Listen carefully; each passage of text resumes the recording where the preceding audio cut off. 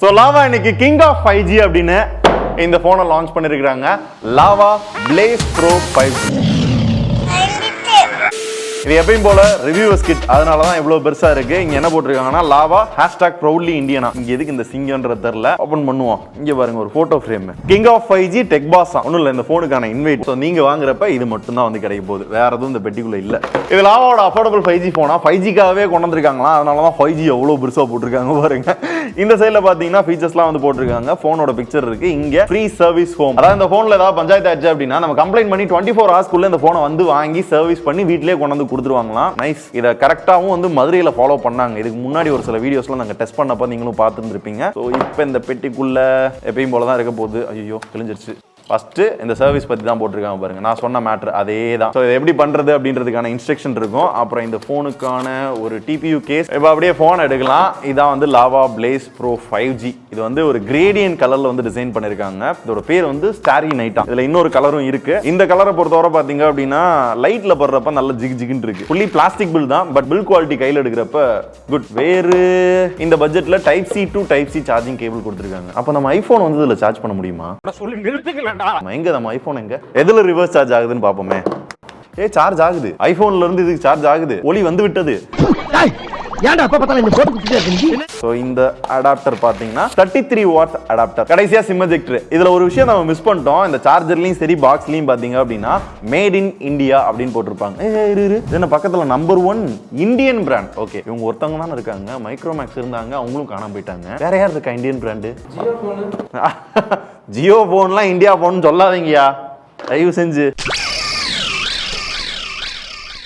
Right, பாக்ஸ்குள்ள இதா இருந்துச்சு. இப்போ இந்த போனை பத்தி சொல்லணும் அப்படின்னா இப்பதான் நீங்க அன்பாக்ஸ் பண்ணா அதுக்குள்ள இந்த போனை பத்தி என்னமோ சொல்ல போற அப்படின்னு கேக்குறீங்களா? அதாவது நீங்க கவனிச்சிங்களா இல்லையான்னு தெரியல. நான் போனை ஓபன் பண்றப்பே போன்ல நிறைய ஃபிங்கர் பிரிண்ட் ஸ்மட்ஜஸ்லாம் இருந்துச்சு. பிகாஸ் போனை எடுத்து நாங்க யூஸ் பண்ண ஆரம்பிச்சிட்டோம். ஜஸ்ட் உங்களுக்கு காட்டணும் அப்படின்றதுக்காக அன்பாக்ஸ் பண்ற மாதிரி சும்மா காமிச்சேன். நீ அப்படி வரியா? இப்போ இந்த கிங் ஆஃப் 5G அப்படின்னு சொல்லப்படுற இந்த போன்ல என்ன 5G SoC கொடுத்திருக்காங்க அப்படின்னு பார்த்தோம்னா Dimensity 6020. இத Dimensity 700 அப்படின்னு சொல்லலாம். ஏன்னா அதை தான் அப்படியே ரீபிராண்ட் பண்ணி கொண்டு வந்திருக்காங்க. அது சில பேருக்கு உங்களுக்கே தெரிஞ்சிருக்கும். இந்த SoC பொறுத்தவரை 8 5G பேண்ட வந்து கவர் பண்ணிருக்காங்க. அதனால வந்து ஓவரா பில்டப் பண்ற இந்த போன்ல 5G ஸ்பீட் எப்படி இருக்குன்றதையும் லைவா டெஸ்ட் பண்ணிடலாம். ரைட்டு, ஜியோ 5G வந்து யூஸ் பண்ணிருக்கேன். போடு 300 250.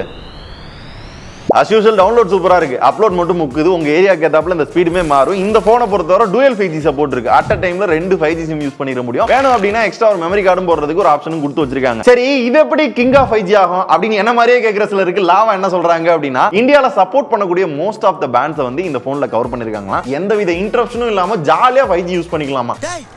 என்னடா இப்படி வியாபாரம் பண்றீங்க? பட் உங்களுக்கு கூட ஒரு 2000 3000 ஸ்பெண்ட் பண்றப்ப 8 இல்ல 10 பேண்ட் 12 பேண்ட் 15 பேண்ட்லாம் கிடைக்கிறதுக்கான பாசிபிலிட்டி இருக்கு. அப்படி பார்க்கையில இது கிங் அப்படின்னு சொல்ல முடியாது. லாவா நல்லா பண்ணிருக்காங்க, அவ்வளவுதான். தென் காம்பினேஷன் ஆஃப் ஹார்ட்வேர் அப்படின்னு பார்க்கையில 8GB RAM கொடுத்திருக்காங்க. இது 4+4 அந்த விர்ச்சுவல் RAM அப்படிலாம் கிடையாது. 8GB விர்ச்சுவல் RAM தனியா கொடுக்குறாங்க. இது தனியா ஒரு 8+8 யூஸ் பண்ணிக்கலாம். LPDDR4X RAM இருக்கு. 128GB இன்டர்னல் ஸ்டோரேஜ் கொடுக்குறாங்க. இந்த ஸ்டோரேஜும் மிச்ச ஒரு சில பிராண்ட்ஸ் சில போன்லாம் கொடுக்குறாங்க eMMC ஸ்டோரேஜ். அப்படி இல்ல UFS 2.2 கொடுக்குறாங்க. மொத்தத்துல பெர்ஃபார்மன்ஸ் வரையில பாத்தீங்கன்னா டெய்லி நம்ம யூஸ் பண்றதுக்கு நார்மலா யூஸ் பண்றதுக்கு நல்லா இருக்கு. பட் கேமிங்னு வரையில விளையாடலாம், அவ்வளவுதான். மிச்சபடி பெருசாலாம் எதிர்பார்த்துறாதீங்க. பெஞ்ச்மார்க்ஸ்மே அவங்க மென்ஷன் பண்ணது ஆண்ட்ராய்டுல அவங்க வெப்சைட்ல ஒரு 3 லட்சம் 3,80,000 அவ்வளவுதான் வந்து மென்ஷன் பண்ணிருக்காங்க. ஆனா இங்க எங்களுக்கு 4 லட்சத்துக்கு மேலேயே போகுது. சோ இந்த விலைக்குள்ள இன்னும் பெர்ஃபார்மன்ஸ் நல்லா இருக்கணும் அப்படின்னா இன்னும் ஒரு படி 2 படி இன்னும் பெட்டரா இருக்கிற SoC இருக்கிற போன்ஸ் பாத்தீங்கன்னா இருக்கு. இதை பொறுத்தவரை லாவா இந்த விலைக்கு பெருசா குறை சொல்ற மாதிரி இல்லாம டீசென்ட்டா பண்ணிருக்காங்க. அப்புறம் ஃப்ரண்ட்ல கிட்டத்தட்ட 6.25 இன்ச்ல IPS டிஸ்ப்ளே தான். ரெசல்யூஷன் பாத்தீங்கன்னா Full HD Plusல வந்து கொடுத்திருக்காங்க. ரெஃப்ரெஷிங் ரேட் பாத்தீங்க அப்படின்னா 120 Hz. டேய் கேட்டுச்சா? 120 Hz. அதுக்கு நம்மளால கம்பேர் பண்ண முடியாது. Just kidding. சோ இந்த விலைக்குள்ள ஒரு Full HD LCD 120 Hz அப்படின்றது பாத்தீங்கன்னா இப்பலாம் வந்து ஒரு நார்மலா ஆரம்பிச்சிருச்சு. இந்த டிஸ்ப்ளே பொறுத்தவரையும் கலர்ஸ் நல்லா இருக்கு, கிளாரிட்டி நல்லா இருக்கு. அண்ட் பிரைட்னஸ் பொறுத்தவரை ஒரு 550 580 அந்த ரேஞ்சுக்கு வந்து கொடுத்திருக்காங்க. அவுட்டோர் விசிபிலிட்டி டீசென்ட்டா இருக்கு. அண்ட் இந்த பேனல்ல வைட் ஒன் L1 சப்போர்ட் இருக்கு. ஆனா HDR சப்போர்ட் கிடையாது. யூடியூப்ல கூட உங்களால HDR வீடியோ பார்க்க முடியாது. நார்மல் யூஸ்க்கு ஒரு வீடியோ பார்க்க, ஷார்ட்ஸ் பார்க்க அந்த மாதிரி இடங்களுக்குலாம் பாத்தீங்க அப்படின்னா நல்லா தான் இருக்கும். பெசில்ஸ் பொறுத்தவரை பாத்தீங்கன்னா இந்த பட்ஜெட்ல எல்லாருமே இந்த மாதிரி தான் வந்து கொடுத்து வச்சிருப்பாங்க. எனக்கு ஃபர்ஸ்ட் டைம் இந்த போனை எடுத்துட்டு இப்படி தூரமா வச்சு பார்க்கையில பாத்தீங்கன்னா லைட்டா ஒரு பிக்சல் லுக் வந்து கொடுத்தது.